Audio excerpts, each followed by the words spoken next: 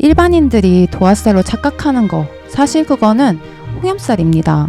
이를테면 지드래곤을 실제로 보면은요, 그렇게 천상 연예인 같고 끼가 넘친다고 하는데요. 세상을 사주로 보는 제 눈으로 보면은 지드래곤은 도화살과 아무런 관련이 없어 보이거든요. 이런 건 오히려 홍염살에 가깝다고 할 수 있습니다. 인터넷에 찾아봐도 반대로 되어 있는 정보들이 많아서 오늘은 도화살에 대해서도 홍염살에 대해서도 이 영상 하나로 감을 잡고 가실 수 있도록 구성을 해보았습니다. 둘의 차이는 단어만 봐도 쉽게 알 수 있는데요. 도화살은 꽃이고 홍염살은 강렬한 레드죠. 일상적인 예를 들자면 도화살은 왠지 다가가면 잘 받아줄 것 같아서 은근히 잔잔히 사람들이 꼬이는데요. 홍염살은 우리과에서 제일 예쁜 애인데 왠지 다가가긴 어려운 그런 게 홍염살입니다. 도화살은 순수함에서 나오는 다정함이 키워드라고 말씀드렸었는데요.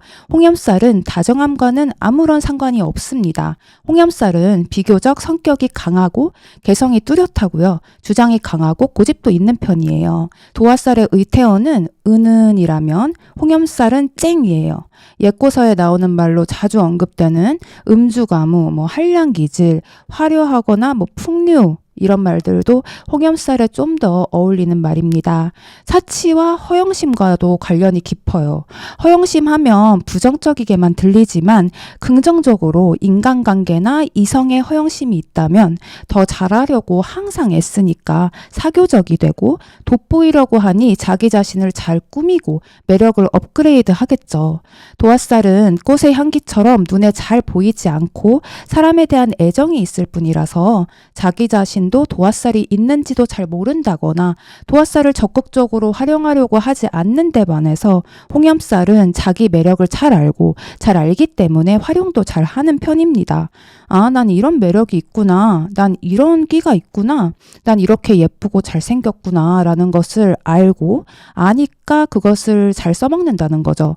그래서 좀 더 많이 위험할 수도 있어요. 도화살은 절제, 자제를 한다고 말씀드렸었는데요. 홍염살은 그 반대일 수 있거든요. 자기도 자기가 매력적이라는 걸 알게 돼서 그 끼를 표출하고 싶어 한다든가 안 좋은 쪽으로 활용을 한다면요. 정준영 같은 경우도 도화살, 화개살 없이 홍염살만 있어요. 사주는 참 좋은 편이라 여러 능력을 펼칠 수 있었던 사람인데 오히려 도화살, 화개살까지 같이 있었으면 자제할 수도 있었을 것 같거든요. 고 이성균도 도화살 없이 홍염살만 있는 사주입니다. 대운으로 도화살이 들어왔었더라고요. 이렇게 사주 원국에는 없는 도화살이 운으로 들어오면 각별히 더 주의해야 합니다. 사주 원국에 없어서 익숙하지 않고 따라서 다룰 줄도 모르던 것이 갑자기 운으로 훅 들어와 버리면 자제력을 잃을 수 있거든요. 섹시 글래머 가수 중에 아이비라고 있었어요. 아이비도 도화살 없이 홍염살만 있는 사주입니다. 인기 한창일 때 스캔들 한 번으로 완전 사라졌죠. 홍염살은 사치와 허영심 혹은 술과 이성의 유혹 때문에 크게 타격을 받을 수 있다는 점을 염두에 두고 행동하는 것이 좋겠죠. 다만 이런 점을 특히 조심해야 하는 일주와 비교적 문제 없는 일주들이 있습니다. 금방 자세히 설명해 드릴게요. 홍염살은 연추에서도 운에서도 들어오지 않습니다. 오로지 원국의 일주로만 봐요. 따라서 일부 홍염살을 일주로 갖고 태어난 사람들만 이거를 정확히 느낄 수 있겠죠. 도화살은 집약된 오행의 정수를 짜낸 거고 화개살은 토성분을 오마주했다고 할 수 있는데요. 홍염살은 애초에 대상 자체가 오합지졸이고 이렇다 할 근거가 없기 때문에 도화살이나 화개살에 비해서 홍염살이라는 것 자체만으로 공통적인 스토리를 끌어내기에는 좀 그래서 종류별로 한번 살펴볼게요. 정준영이 임자일주라고 말씀드렸었는데요. 임자일주는 홍염살이자 강한 성정의 양인살이기도 합니다. 임자일주는 양의 물이 음의 물을 만난 것이라서 통찰력이 집요함을 만나게 되어 이재에 밝고 능력이 있게 됩니다. 지지의 경쟁자를 의미하는 겁재를 깐 것이 홍염살을 만났으니 남들보다 더 돋보이고자 하는 노력이 성과로 이어집니다. 다만 임수라는 일간의 성분 자체가 자체가 흐르는 물처럼 편견이 없고 본인도 자유로움을 추구하기 때문에 성적으로도 마찬가지이겠죠. 하지만 말씀드렸듯이 똑똑하고 이제 밝기 때문에 그렇게 해서 내가 손해볼 짓이라고 생각을 한다면 자제를 합니다. 임자일주는 성적인 문제를 조심해야 한다면 갑오일주는 사치와 허영심을 경계해야 합니다.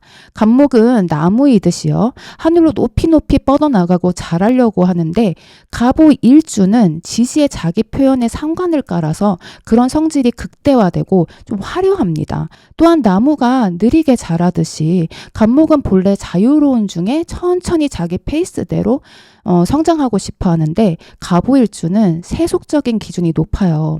그러다 보니까 이상과 현실의 괴리 때문에 속으로 조급해지고 이 때문에 무리수를 두는 실수가 발생할 수 있습니다.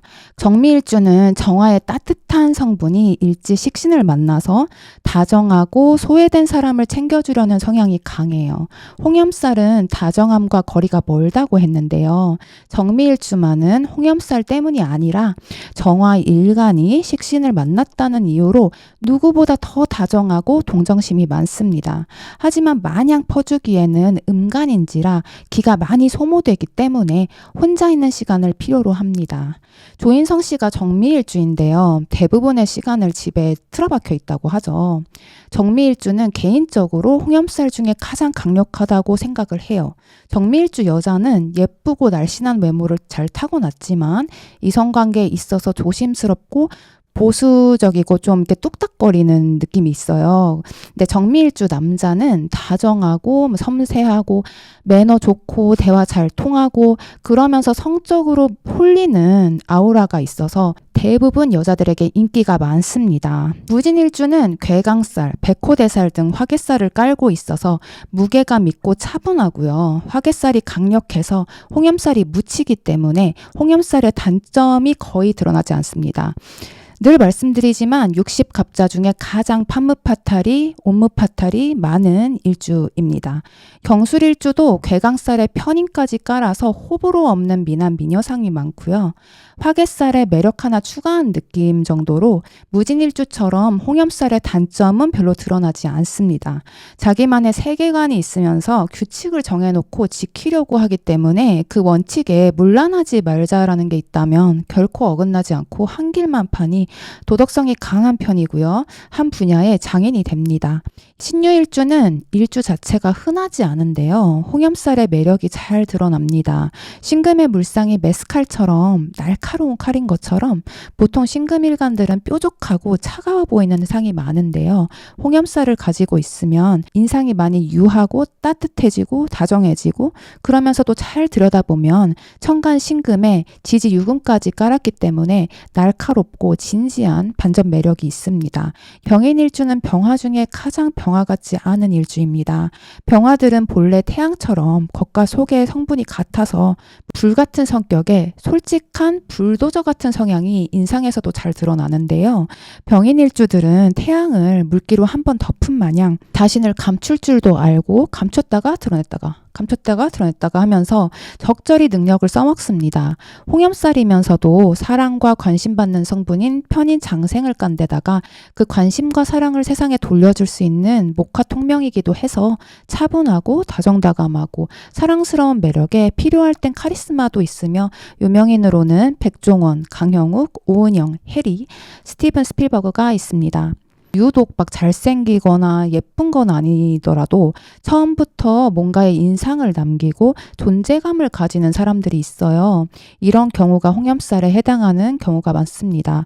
그리고 외모적으로 도화살에 비하면 홍염살이 직접적으로 좋은 외모로 발현되는 경우가 더 많아요.